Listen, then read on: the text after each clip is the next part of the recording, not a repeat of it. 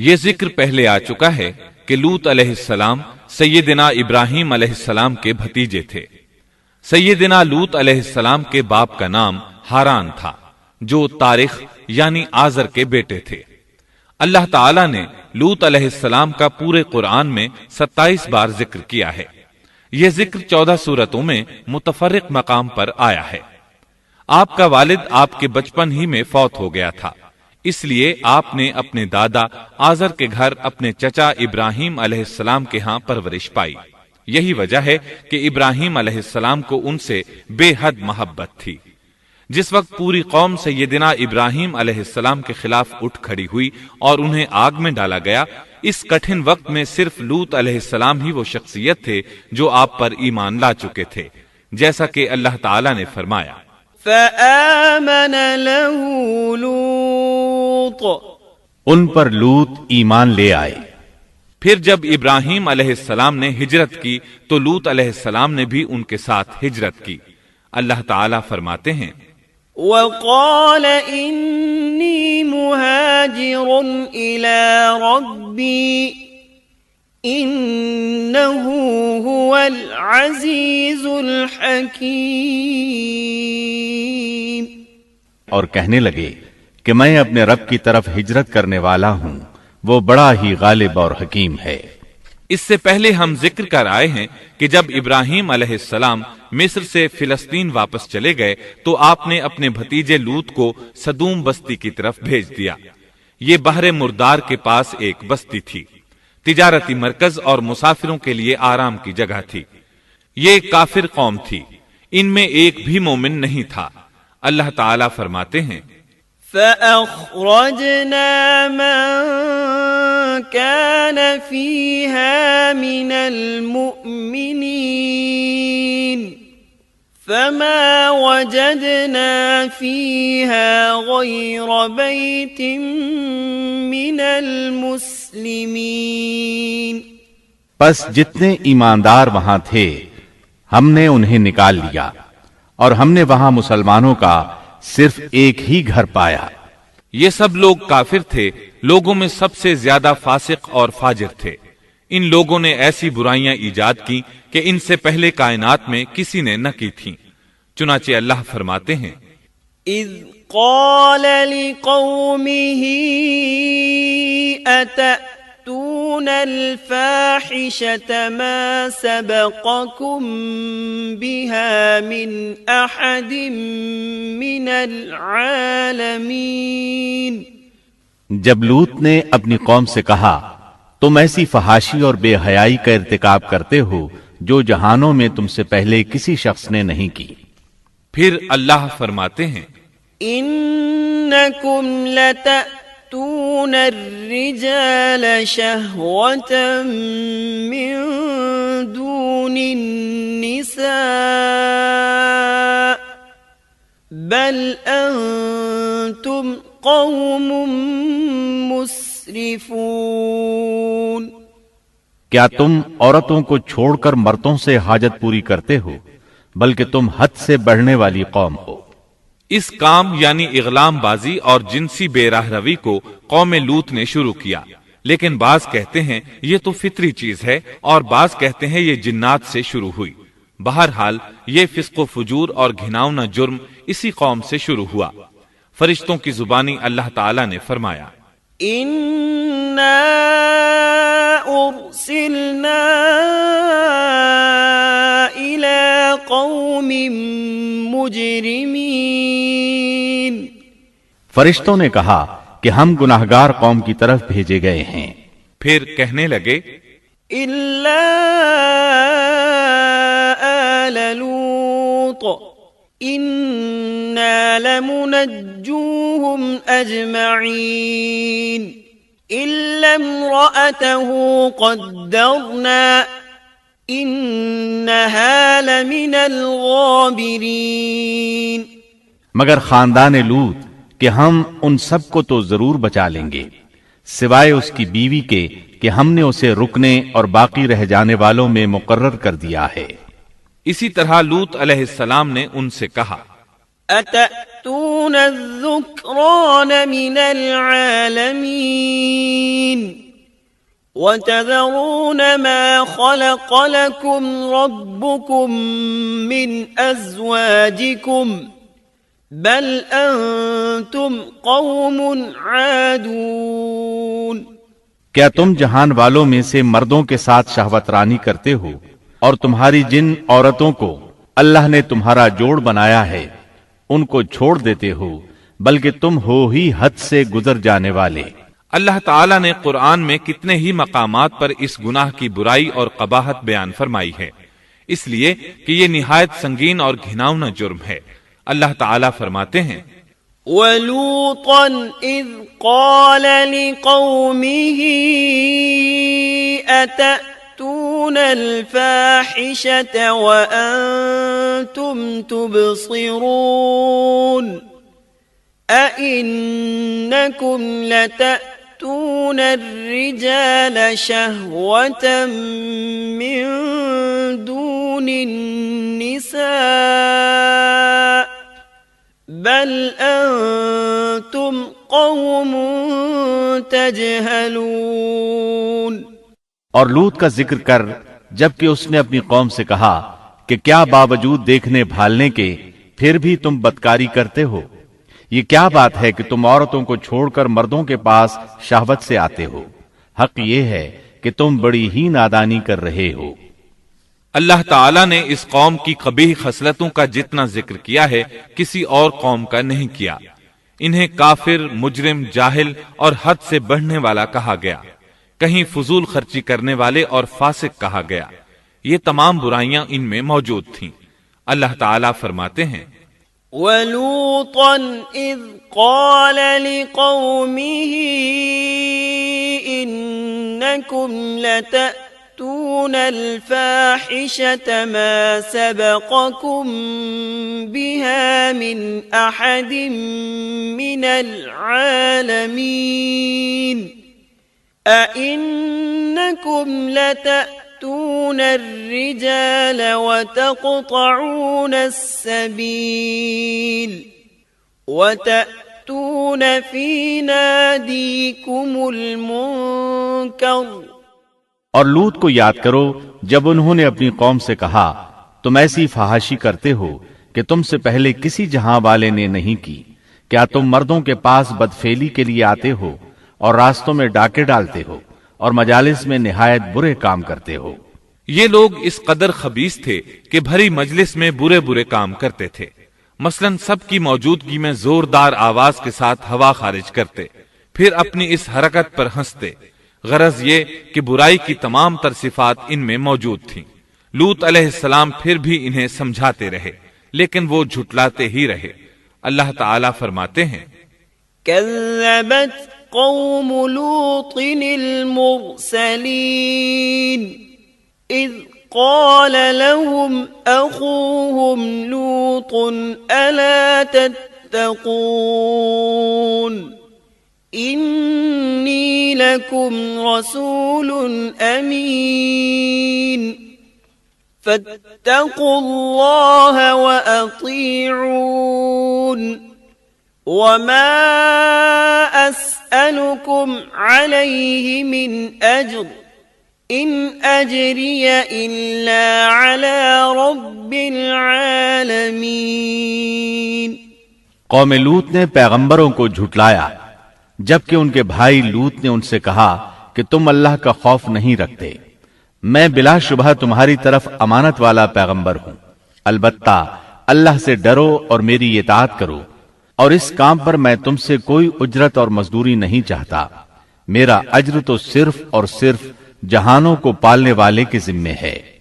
انبیاء کا مشن ہی یہ ہوتا ہے کہ تبلیغ کرتے رہیں، لہٰذا لوط علیہ السلام دعوت دیتے رہے، لیکن دعوت کے نتیجے میں قوم کا رد عمل کیا تھا اللہ نے اس کا بھی ذکر کیا ہے۔ فرمایا فما كان جواب قومه إلا أن قالوا ائتنا بعذاب الله إن كنت من الصادقين۔ پس اس کی قوم کا جواب یہی ہوتا کہ اللہ کا عذاب لے آ اگر تو سچا ہے۔ اسلام دشمن اور کافر قوموں کا جواب یہی ہوتا ہے۔ قوم عاد اور قوم سمود نے بھی یہی جواب دیا تھا۔ دوسری آیت میں ہے وَلَقَدْ أَنذَرَهُمْ بَطْشَتَنَا فَتَمَارَوْا بِالنُّذُرِ لوط نے انہیں ہماری پکڑ سے ڈرایا، یعنی انہوں نے کہا اے قوم اللہ کی پکڑ سے اور عذاب سے بچ جاؤ، محتاط ہو جاؤ، اس کی لاٹھی بے آواز ہے، لیکن وہ ڈرانے والوں سے بھی جھگڑتے ہی رہے۔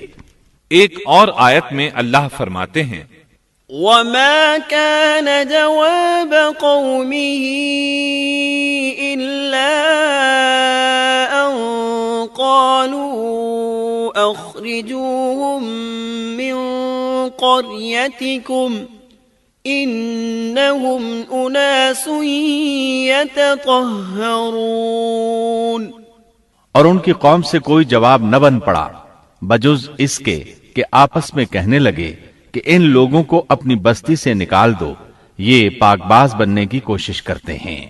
چونکہ یہ سب کے سب لوگ فحاشی، عریانی، بے حیائی، بے غیرتی، فسق و فجور اور بدکاری میں مصروف تھے، ان کے نزدیک پاکیزگی اختیار کرنا بے معنی کام بن چکا تھا۔ لوط علیہ السلام اور ان کی بیٹیوں کے علاوہ کوئی شخص پاک نہ تھا، سب کے سب غلاظت میں ڈوبے ہوئے تھے۔ چنانچہ انہوں نے لوط علیہ السلام کو اپنی بستی سے نکال باہر کرنے کا فیصلہ کیا۔ کہنے لگے قالوا لئن لم تنته يا لوط لتكونن من المخرجين قال إني لعملكم من القالين۔ اے لوط اگر تو اپنے اس واز و نصیحت سے باز نہ آیا تو ضرور تجھے نکال دیا جائے گا۔ اس پر لوط نے فرمایا میں بھی تمہارے اس گھناونے عمل سے بیزار ہو چکا ہوں۔ چنانچہ لوط علیہ السلام اس موقع پر وہاں سے نکل آئے اور اپنے رب سے یوں دعا گو ہوئے رب نجنی وأہلی مما يعملون، اے میرے پروردگار مجھے اور میرے اہل کو ان کے عمل سے بچا لے اور نجات عطا فرما۔ کتنی ہی آیات میں ہے کہ ان لوگوں نے لوط علیہ السلام کو بستی سے نکالنے کا عزم کر رکھا تھا، اور لوط علیہ السلام اس پوری بستی میں بے یار و مددگار تھے۔ وہاں ان کا کوئی خاندان تو تھا نہیں، لہٰذا گھر میں ہی بیٹھے رہے، دعا کرتے رہے۔ قال رب انصرنی علی القوم المفسدین، اے پروردگار اس فسادی قوم کے خلاف میری مدد فرما۔ اس دعا سے اس قوم کی ایک اور خصلت معلوم ہوئی، اور وہ یہ کہ وہ فسادی بھی تھے۔ سو اللہ نے دعا قبول فرمائی، فرشتے بھیجے، جبرائیل، میکائیل اور ملک الموت، اور بعض روایات کے مطابق اسرافیل کو بھی ان کے ساتھ بھیجا گیا۔ وہ سب سے پہلے ابراہیم علیہ السلام کے پاس آئے تاکہ انہیں اسحاق علیہ السلام کی بشارت دیں۔ آخر کار یہاں سے فرشتوں نے سدوم کا رخ کیا۔ یہ فرشتے وہاں نوجوان لڑکوں کی صورت میں پہنچے، ان کی ٹولیوں کے پاس سے گزرے تاکہ انہیں آزما لیا جائے، ان پر حجت قائم ہو جائے۔ مطلب یہ کہ اللہ تعالیٰ نے فرشتوں سے کہا تھا کہ ان لوگوں کو اس وقت تک ہلاک نہ کرنا جب تک کہ ان کے نبی کو ان پر الزام لگاتے نہ دیکھ لو۔ چنانچہ یہ فرشتے نوجوان اور خوبرو لڑکوں کی صورت میں بستی کے کنارے پہنچ گئے۔ لوط علیہ السلام کی ایک بیٹی بستی سے باہر کنارے پر رہتی تھی۔ جب اس نے انہیں دیکھا تو ڈر گئی۔ اس نے سوچا ہماری قوم کے لوگوں نے اگر انہیں دیکھ لیا تو ضرور ان سے برائی کر کے رہیں گے، اس لیے وہ اپنے والد لوط علیہ السلام کی طرف دوڑی، ان کے پاس پہنچ کر کہنے لگی میں نے چند نوجوان لڑکوں کو دیکھا ہے اور میں ان کے بارے میں خوفزدہ ہوں۔ لوط علیہ السلام جلدی سے ان کی طرف آئے، ان سے پوچھا آپ کیسے آئے ہیں؟ انہوں نے بتایا ہم آپ کے مہمان ہیں۔ لوط علیہ السلام چاہتے تھے انہیں باہر ہی سے دوسری طرف روانہ کر دیں، لیکن جب انہوں نے کہا کہ ہم مہمان ہیں تو وہ انہیں جانے کے لیے نہ کہہ سکے، چنانچہ ان سے بولے اللہ کی قسم زمین کی پشت پر اس سے خبیث اور گندی قوم ہم نے نہیں دیکھی، اور نہ ہی کسی کے بارے میں ایسا معلوم ہوا۔ آپ نے 2 بار، 6 بار اور پھر چوتھی بار بھی ان سے یہی بات کہی تاکہ ان نوجوانوں کو حالات کا علم ہو جائے، وہ بھانپ لیں، لیکن وہ تو فرشتے تھے اور لوط علیہ السلام کی قوم کے خلاف گواہی تلاش کر رہے تھے۔ آخر لوط علیہ السلام انہیں اپنے گھر لے آئے، انہیں بٹھایا۔ لوط علیہ السلام کی بیوی کافر تھی اور قوم کے ساتھ تھی۔ وہ باہر گئی اور اس نے لوگوں کو بتایا کہ اس نے لوط علیہ السلام کے گھر میں ایسے خوبصورت چہروں والے نوجوان دیکھے ہیں کہ زمین پر آج تک ان جیسے کہیں نظر نہیں آئے۔ یہ سنتے ہی وہ سب لوط علیہ السلام کے گھر کی طرف لپکے۔ قرآن کریم میں آتا ہے وَجَاءَهُ قَوْمُهُ يُهْرَعُونَ إِلَيْهِ وَمِن قَبْلُ كَانُوا يَعْمَلُونَ السَّيِّئَاتِ لوگ جلدی سے اس کی طرف لپکے اور وہ اس سے پہلے فحاشی کے عادی بن چکے تھے۔ ایک جگہ الفاظ ہیں شہر کے لوگ خوش ہوتے ہوئے آئے۔ وہ اس حد تک فاسق اور فاجر بن چکے تھے کہ خوش ہوتے ہوئے وہاں آئے تاکہ ان خوبصورت لڑکوں سے لذت حاصل کر سکیں۔ یہ گھر کے سامنے پہنچ گئے تو لوط علیہ السلام انہیں روکنے کے لیے گھر سے نکلے۔ ان سے فرمایا یا قوم هؤلاء بناتی، اے میری قوم، تمہاری خواہش کے لیے میری بیٹیاں موجود ہیں، یعنی قوم کی عورتیں موجود ہیں۔ نبی قوم کا باپ ہوتا ہے، اس کی بیویاں قوم کی مائیں اور قوم کی عورتیں اس کی بیٹیاں شمار ہوتی ہیں، جیسا کہ سورہ ہود میں آتا ہے۔ قال یا قوم هؤلاء بناتی هن اطہر لکم فاتقوا اللہ ولا تخزون فی ضیفی أَلَيْسَ مِنْكُمْ رَجُلٌ رَشِيدٌ کہنے لگے اے میری قوم، میری یہ بیٹیاں تمہارے لیے پاکیزگی کا باعث ہیں، لہٰذا اللہ سے ڈرو اور مجھے میرے مہمانوں کے بارے میں رسوا نہ کرو۔ کیا تم میں کوئی بھلا شخص موجود نہیں؟ آپ کی بات کے جواب میں انہوں نے کیا جواب دیا؟ قرآن مجید میں آتا ہے قالوا لقد علمت ما لنا في بناتك من حق وإنك لتعلم ما نريد قال لو أن لي بكم قوة أو آوي إلى ركن شديد کہنے لگے لوط، تو جانتا ہے تیری بیٹیوں یعنی قوم کی عورتوں سے ہمیں کوئی سروکار نہیں، ہم جو چاہتے ہیں تمہیں خوب معلوم ہے۔ لوط کہنے لگے کاش میرے پاس کوئی قوت ہوتی یا میں کسی مضبوط پناہ میں ہوتا۔ لوط علیہ السلام کے پاس کچھ بھی تو نہیں تھا، صرف ان کی اپنی بیٹیاں ان پر ایمان لائی تھیں، یہاں تک کہ ان کی بیوی بھی کافر تھی۔ بخاری اور مسلم کی روایت ہے، نبی کریم صلی اللہ علیہ وسلم نے فرمایا اللہ تعالیٰ لوط پر رحمت فرمائے، وہ اللہ تعالیٰ کی طرف پناہ لیتے تھے۔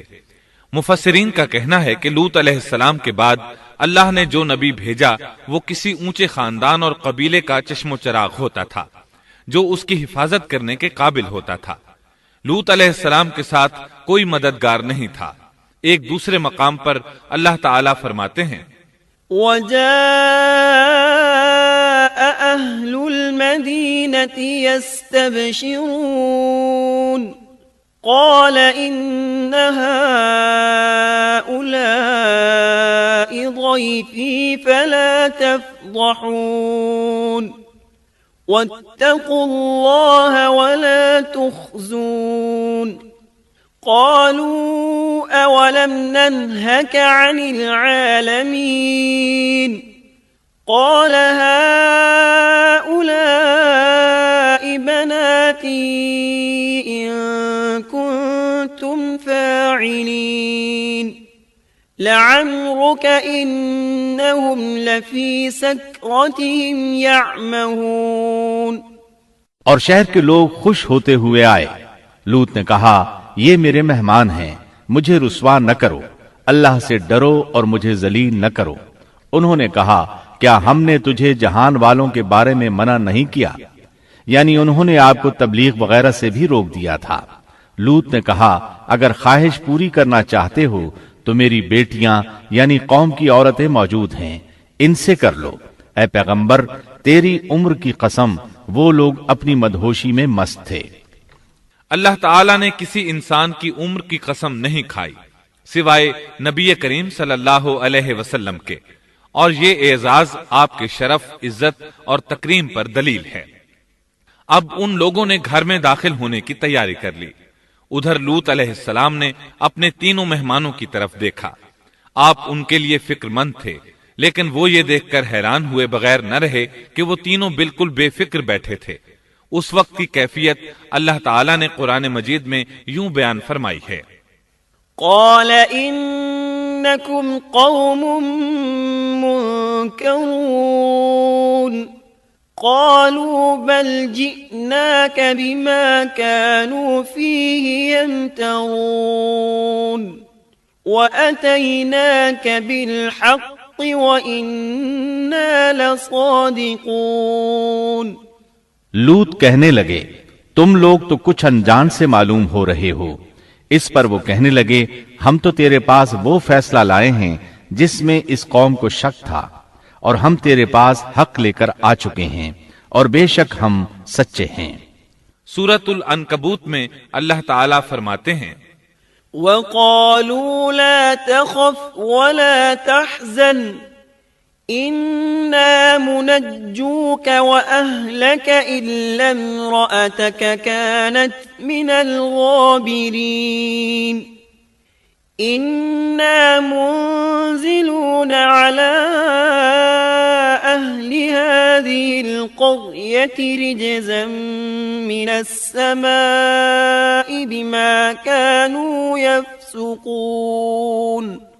فرشتوں نے کہا اے لوط نہ ڈر اور غم نہ کھا، یقیناً ہم تجھے اور تیرے اہل کو سوائے تیری بیوی کے نجات دیں گے، وہ پیچھے رہ جانے والوں میں سے ہوگی۔ ہم اس بستی والوں پر ان کے گناہوں کے سبب آسمان سے عذاب نازل کرنے والے ہیں۔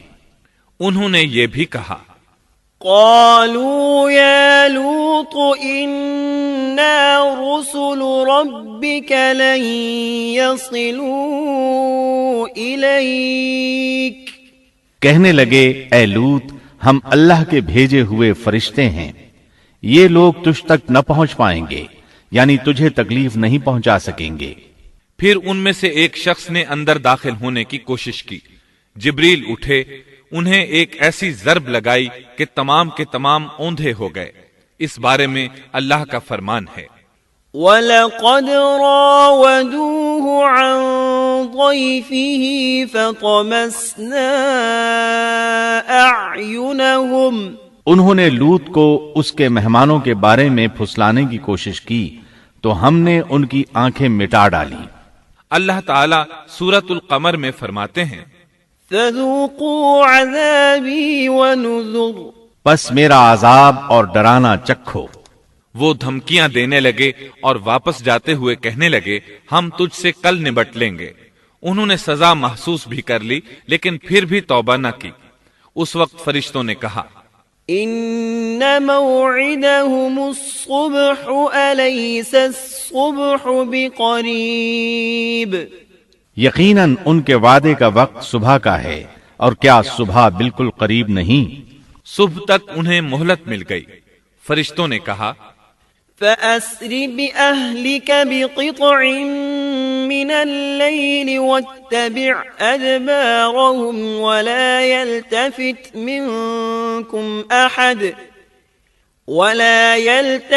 مِنكُمْ أَحَدٌ وَامْضُوا حَيْثُ تُؤْمَرُونَ وَقَضَيْنَا إِلَيْهِ ذَلِكَ الْأَمْرَ أَنَّ دَابِرَ هَؤُلَاءِ مَقْطُوعٌ مُصْبِحِينَ۔ اے لوط اپنے اہل کو رات کے حصے میں لے کر نکل جا اور ان کے پیچھے پیچھے تو چل، اور تم میں سے کوئی پیچھے مڑ کر نہ دیکھے، اور جہاں تمہیں حکم ہو چلے جاؤ۔ اور ہم نے اسے وہ فیصلہ سنا دیا کہ صبح ہوتے ہی اس قوم کی جڑ کاٹ دی جائے گی۔ اسی طرح اللہ تعالی سورۃ الشعراء آیت 170 اور 171 میں فرماتے ہیں فنجيناه وأهله أجمعين إلا عجوزا في الغابرين ہم نے اسے اور اس کے تمام اہل کو نجات دی سوائے اس کی بیوی کے جو پیچھے رہنے والوں میں سے تھی۔ سورۃ القمر میں اللہ تعالی فرماتے ہیں إلا آل لوط نجيناهم بسحر نعمة من عندنا كذلك نجزي من شكر تمام ہلاک ہو گئے سوائے لوط کی آل کے، انہیں ہم نے صبح سحری کے وقت یعنی رات کے آخری حصے میں نجات دی، یہ ہمارا احسان تھا، اور اسی طرح ہم شکر گزاروں کو بدلہ دیتے ہیں۔ چنانچہ لوط علیہ السلام نکل کھڑے ہوئے، ان کے ساتھ ان کی صرف 2 بیٹیاں تھیں، وہ بستی سے نکل گئے، پھر صبح ہوئی، روشنی پھیلنے لگی تو عذاب آ گیا۔ وَلَقَدْ صَبَّحَهُم بُكْرَةً عَذَابٌ مُسْتَقِرٌّ فَذُوقُوا عَذَابِي وَنُذُرِ اور صبح سویرے ہی انہیں ٹھہرنے والے عذاب نے آ لیا، پس تم میرے عذاب اور ڈرانے کا مزہ چکھو۔ یہ عذاب کیسا تھا؟ جبریل علیہ السلام آئے، اپنا پر زمین کے نیچے داخل کیا، اس مکمل بستی کو اکھیڑا اور آسمان کی طرف اٹھا کر لے گئے۔ کہا جاتا ہے کہ فرشتوں نے اس بستی کے مرغوں کی اذان اور کتوں کے بھونکنے کی آوازیں سنی، اور لوگوں نے فرشتوں کی تسبیح سن لی۔ جبریل علیہ السلام نے ایک چیخ ماری، سب بجھی ہوئی آگ کی طرح ہو گئے، پھر مکمل بستی کو پکڑ کر الٹا دیا، ہر ایک کے لیے آسمان میں پتھر تیار تھا، بہرحال اس کو زمین پر دے مارا۔ اللہ تعالی سورہ ہود میں فرماتے ہیں فَلَمَّا جَاءَ أَمْرُنَا جَعَلْنَا عَالِيَهَا سَافِلَهَا وَأَمْطَرْنَا عَلَيْهَا حِجَارَةً مِّن سِجِّيلٍ مَّنضُودٍ مُّسَوَّمَةً عِندَ رَبِّكَ وَمَا هِيَ مِنَ الظَّالِمِينَ بِبَعِيدٍ پس جب ہمارا حکم آیا تو ہم نے اس کا اوپر والا حصہ نیچے کیا اور ان پر کنکریلے پتھر برسائے جو تہ بتہ تھے، تیرے رب کی طرف سے نشاندار تھے، اور وہ ان ظالموں سے کچھ دور نہیں تھے۔ سورۃ الحجر میں اللہ فرماتے ہیں فَأَخَذَتْهُمُ الصَّيْحَةُ مُشْرِقِينَ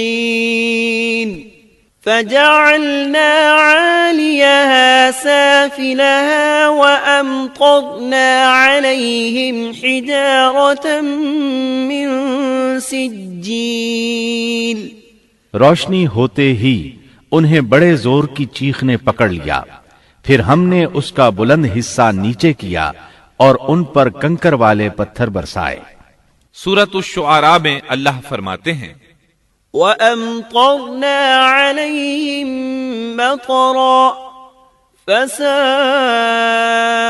مَطَرُ الْمُنذَرِينَ إِنَّ فِي ذَلِكَ لَآيَةً وَمَا كَانَ أَكْثَرُهُم مُؤْمِنِينَ وَإِنَّ رَبَّكَ لَهُوَ الْعَزِيزُ الرَّحِيمُ اور ہم نے ان پر ایک خاص قسم کا می برسایا، پس بہت ہی برا می تھا جو ڈرائے گئے ہوئے لوگوں پر برسا۔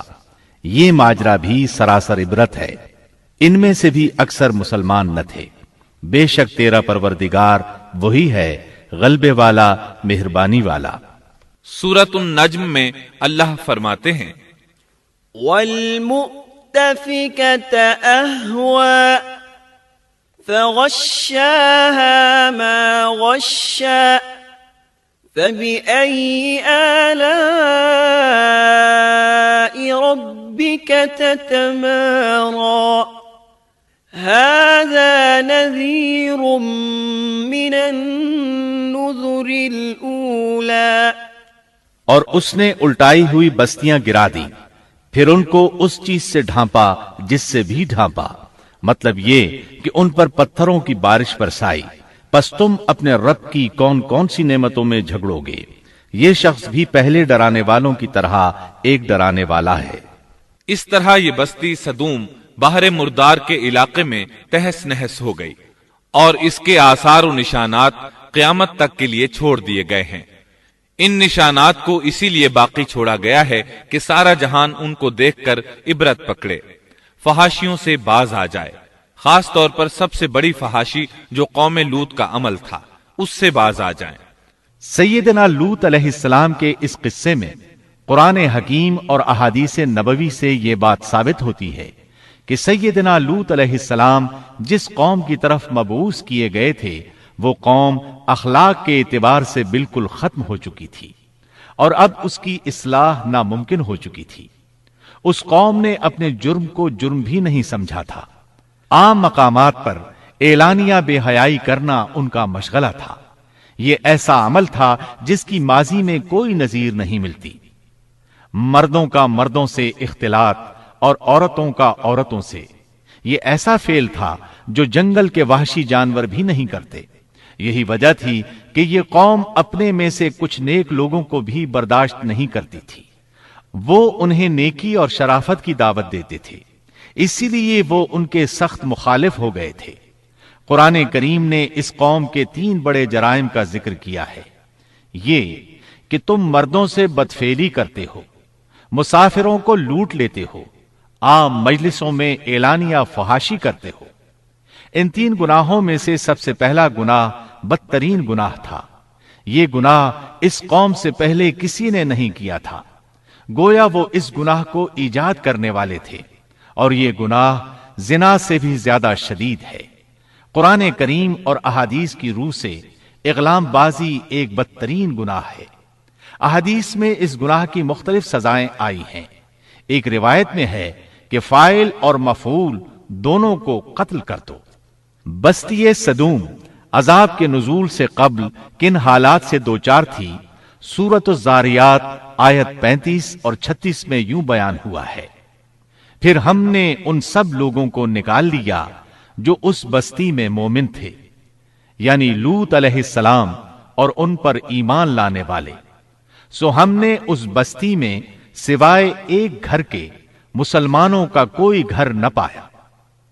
اس کا مطلب ہے وہاں صرف سیدنا لوط علیہ السلام اور ان کا گھرانہ مسلمان تھا، باقی سب گھر کافروں کے تھے۔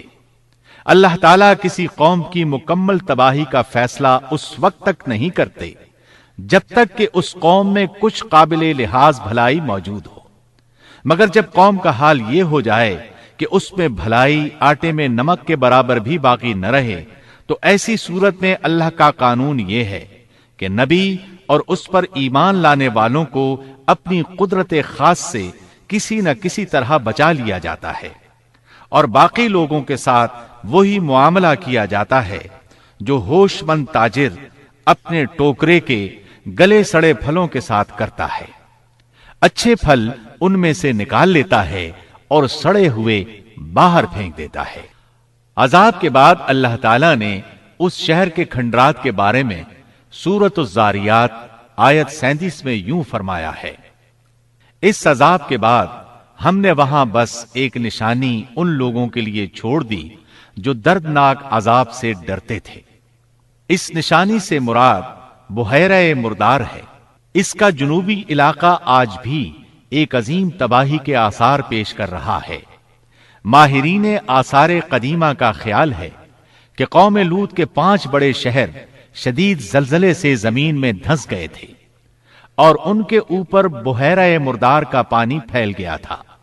اس خیال کی وجہ یہ بتائی جاتی ہے کہ بحیرہ مردار کا وہ حصہ جو اللسان نامی جزیرے کے جنوب میں واقع ہے وہ صاف طور پر بعد میں پیدا ہوا ہے، اور قدیم بحیرہ مردار کے جو آثار اس جزیرے کے شمال میں نظر آتے ہیں وہ جنوب میں پائے جانے والے آثار سے بالکل مختلف ہیں۔